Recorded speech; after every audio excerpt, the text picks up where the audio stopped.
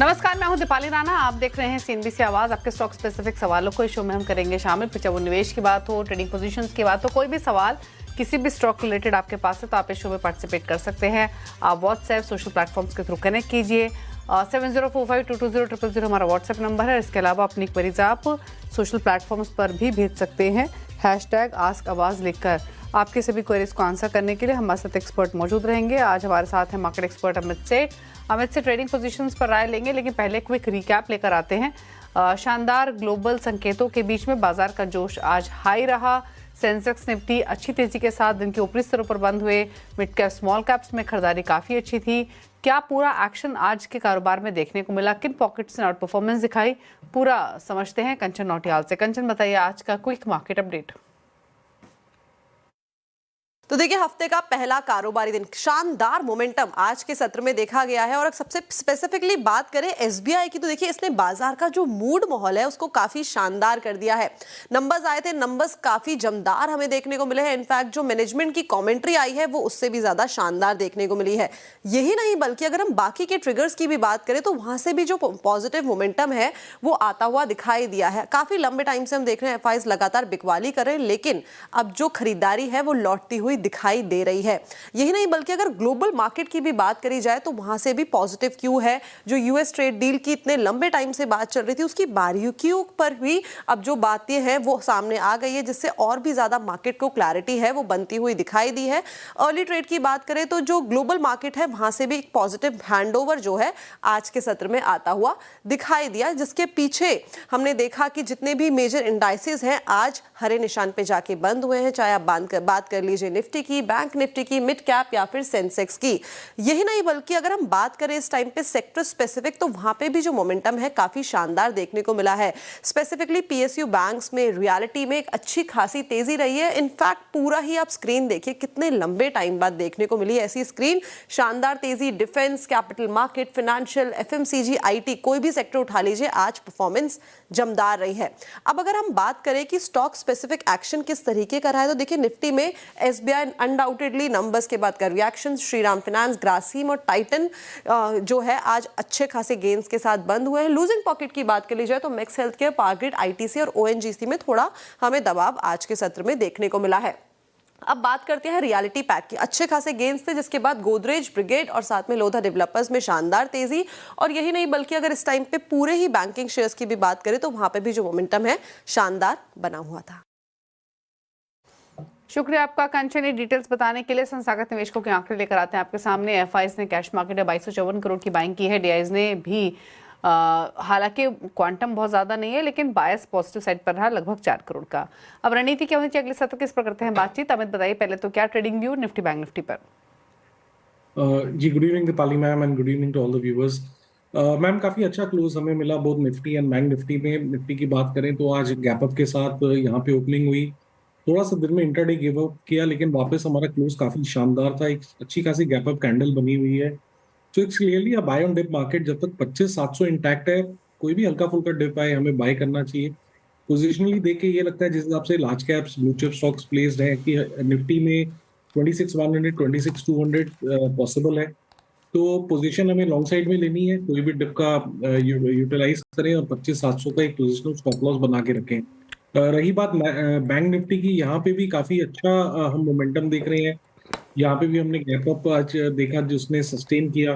तो व्यू यहाँ पे भी है कि कोई भी अगर डिप आए तो उसे बाय करें। 60,200 का एक स्टॉप लॉस रखें। 61,200 एंड 61,500 तक के टारगेट्स निफ्टी बैंक में पॉसिबल है। स्टॉक स्पेसिफिक स्ट्रैटेजी क्या रहेगी?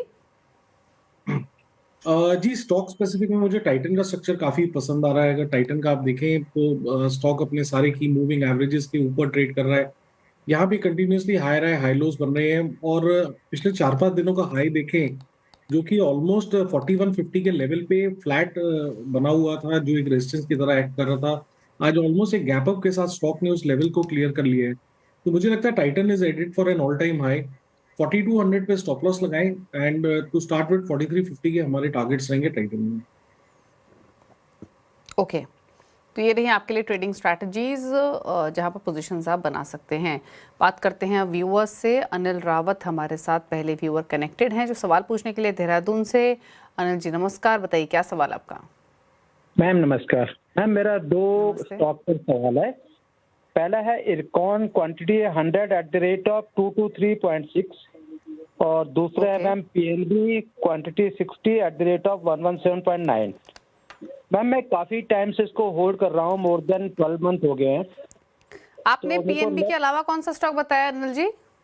इरकॉन मैम, इरकॉन? इरकॉन 100 क्वांटिटी और यहाँ बाइंग प्राइस क्या है आपका? 223 रुपये 60 पैसे में। और आप दोनों शेयरों को 1-1.5 साल से होल्ड कर रहे हैं, राइट?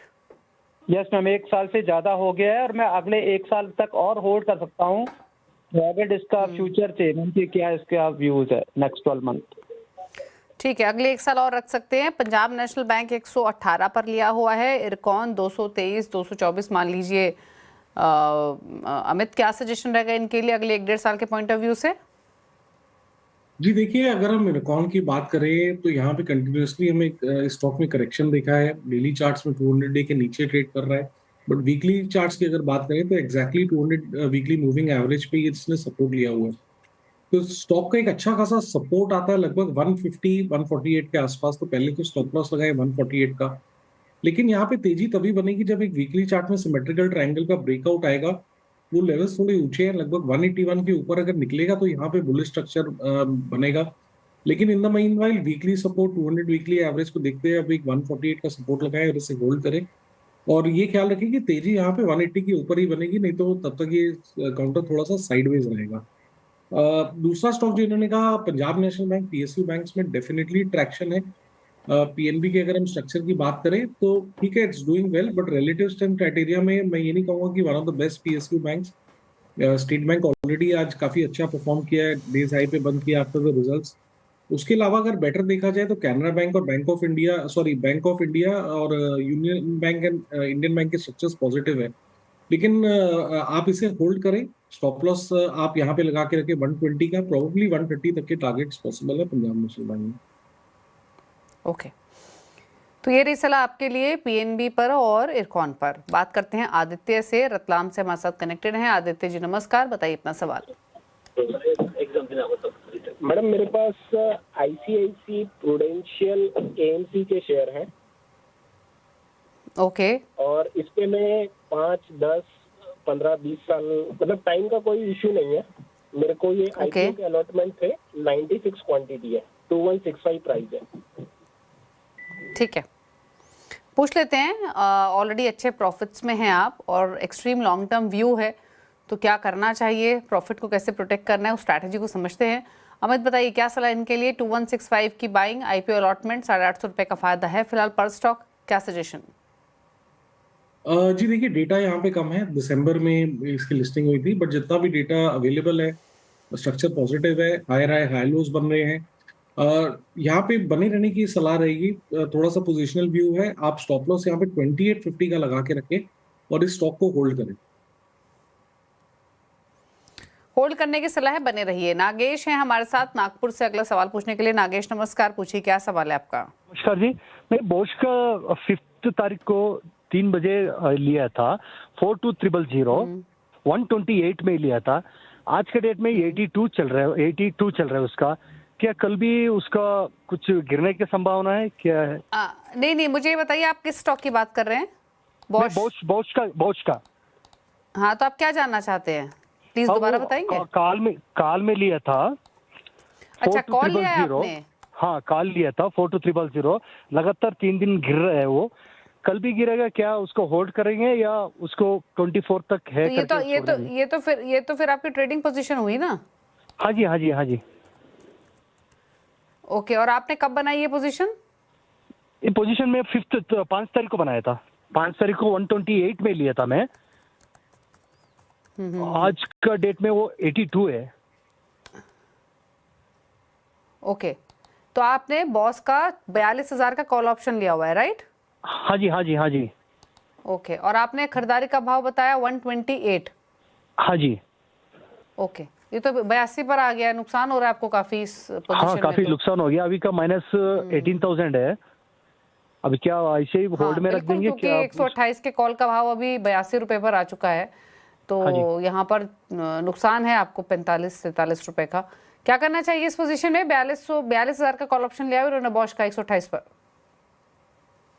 जी देखिए, पहले तो स्ट्रक्चर यहाँ पे डेफिनेटली वीक है। स्टॉक में आज हमने गिरावट देखी, लगभग 2% का 200 डेमा टूटा है। रिसेंटली स्टॉक ने एक पुल बैक दिया था और रेजिस्टेंस लेके वापस नीचे आ रहा है। दूसरी बात, अभी हमारा प्राइस है लगभग 35,630 का, और इनका कॉल ऑप्शन है 4200 का। एक वीक स्ट्रक्चर है और काफी आउट ऑफ द मनी हो गया है। तो कोई भी बाउंस आए, कोई भी उछाल है, जहां पर कल लॉस कम हुए, तो आप यहाँ से निकलने की कोशिश करें और बचा कुछ जो भी कॉल की वैल्यू है उसे बचाने की कोशिश करें। ओके, बात करते हैं अगले व्यूअर से। हमारे साथ हैं सूरज से। सूरज जी नमस्कार, पूछिए सवाल। इनकी फोन लाइन डिस्कनेक्ट हो गई। सवाल इनका गुजरात गैस पर है। 1200 शेयर्स लिए हुए हैं गुजरात गैस के। 493 इनका खरीदारी का भाव है। नजरिया इनका मालूम नहीं है, बट मान के चलें कि अगर इनका नियर टर्म व्यू हो तो क्या सजेशन है? लंबी अवधि के हिसाब से आपका क्या राय रहेगी? जी देखिए, Gujarat gas basically 200 day exponential moving average के नीचे ट्रेड कर रहा है और लगभग 480 के आसपास स्टॉक की एक अच्छी खासी रेजिस्टेंस है। रिसेंटली स्टॉक ने एक बेस बिल्डिंग जरूर की है 400 के आसपास और थोड़ा सा अपटिक देख रहे हैं, but at the same time हम यहाँ पे ये देख रहे हैं कि 200 डे एक्सपोनेंशियल मूविंग एवरेज जो कि 430 के आसपास है, स्टॉक वहां पे एक रेजिस्टेंस ले रहा है और आज के सत्र में भी इसने रेजिस्टेंस लिया। तो इट हैज टू क्रॉस 440, तभी हम कह सकते हैं कि यहाँ पे थोड़ा सा और हम पॉजिटिव ट्रैक्शन देखेंगे। बट जिस हिसाब से बेस इसने बनाया है तो एक बार यहाँ पे होल्ड करने की सलाह है। स्टॉप लॉस आप लगभग 410 रुपए का लगा के रखें। ओके, तो यहाँ पर 410 के स्टॉप लॉस के साथ होल्ड करें। मोहिम है हमारे साथ महाराष्ट्र से। मोहिम नमस्कार, पूछिए सवाल।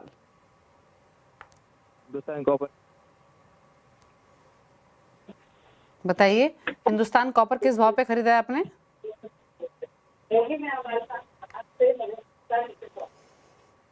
आप टीवी के जरिए बात मत कीजिए, प्लीज अपना सवाल पूछिए।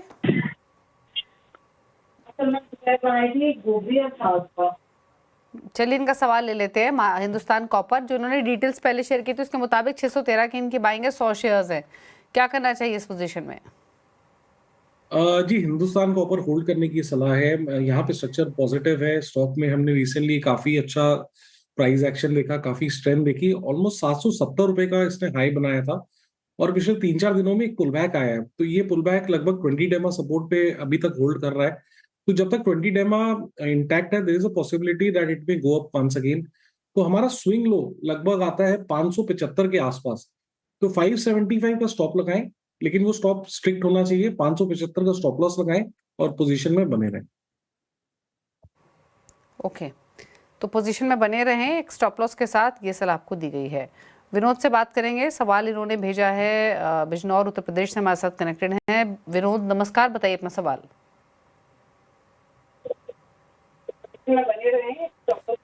विनोद आप सुन पा रहे हैं तो अपना सवाल पूछिए प्लीज, टीवी के जरिए बात मत कीजिए।